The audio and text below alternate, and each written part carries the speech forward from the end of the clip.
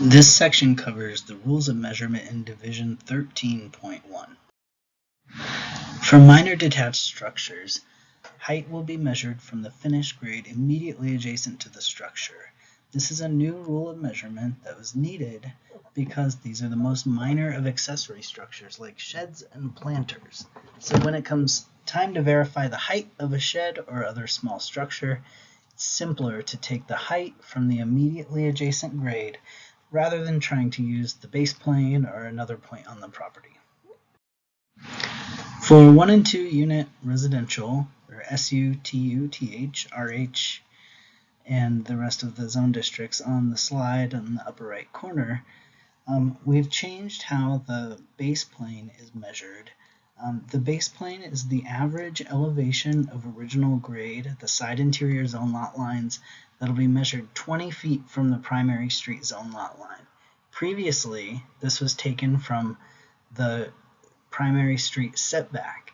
Now, in many of our zone districts, we have a context-sensitive primary street setback, and so that means that changes in your neighbor's development on their property could affect where your height is measured from. Similarly, zone lot width will now be measured at 20 feet from the primary street zone lot line rather than from the primary street setback.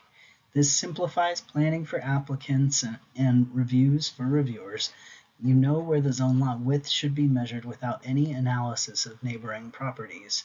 There's no risk that a neighbor's house could change and then your zone lot width could become non-conforming because of the context around it. In the rule of measurement for basis of zone lot area and width, we've simplified the required use of a record document to determine zone lot area and width by stating that all building form dimensions that reference the zone lot width, depth, and area shall be calculated using a record document. We define a record document in this rule of measurement, and it's been added as a new defined term. That is, it's a recorded subdivision, plat, or deed, or an approved zone lot amendment or recorded dedication. This exception within that same rule states that when a record document is not available, an applicant shall submit an improvement survey plat or land survey plat prepared by a qualified professional to determine the dimensions or area of the zone lot. So now we get to the actual rule of measurement. Here's that definition again.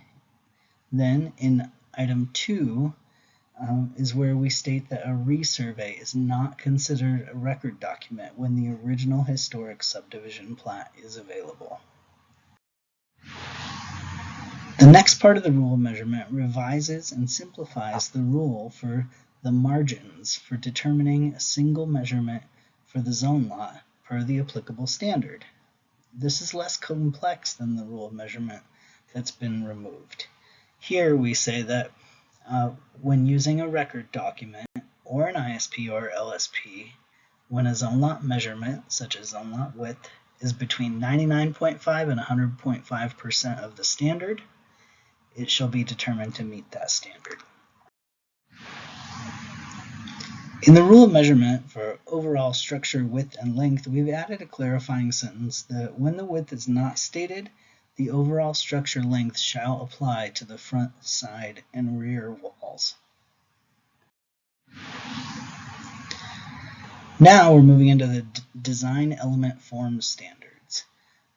Here under mass reduction, the rule of measurement for mass reduction, we've added internal balconies to the list of elements that count toward the mass of a building for purposes of calculating mass reduction.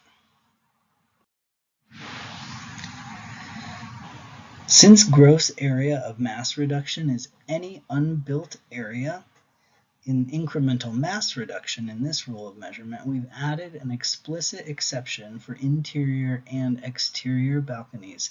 That means that these do not count toward the gross area of mass reduction. Also under incremental mass reduction in this rule of measurement, We've added publicly accessible open space to the list of frontages to which the mass reduction shall have a perpendicular connection. Now moving on to transparency alternatives. The transparency requirement is there to provide a streetscape that's engaging to pedestrians. Typically, this is provided in the form of windows, but the code offers alternatives. Some of these alternatives have not resulted in that engaging streetscape or better design outcomes, so we propose removing those alternatives in the bundle. The three alternatives that were removed were ATMs, display cases, and wall design elements. This photo shows an example of a wall design element being used in lieu of transparency, where the design outcome did not foster an engaging pedestrian environment at the street. There will still be alternatives to transparency in permanent art and permanent outdoor gathering areas, because these do serve the same purpose as transparency and they're appropriate for creating a more inviting streetscape.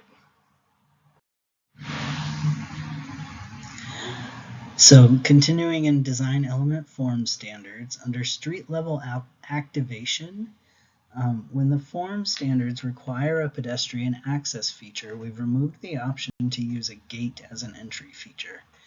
Previously, the graphic showed a lone gate standing in the front yard as an example, and that had been used on at least one occasion, which is not the type of outcome we're looking for when pedestrian access is required. We've also added a new rule of measurement for standards that require a certain percentage of a structure or feature to be open or unobstructed. Examples include coverings above outdoor gathering areas, which must be 50% open to sky, and porches. The percent open rule of measurement tells us that openness is calculated by dividing the area of the subject feature or surface that is to be open and unobstructed by the gross area of the subject feature or surface. It's measured independently for each surface or feature to show compliance with the applicable zoning standard. And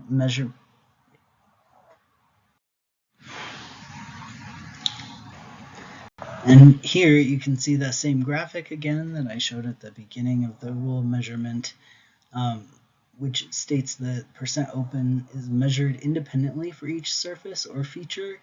The takeaway here is that, as you can see on the porch, the surface of each side of the porch is taken independently of the others, so that you get a calculation of percent open for each surface.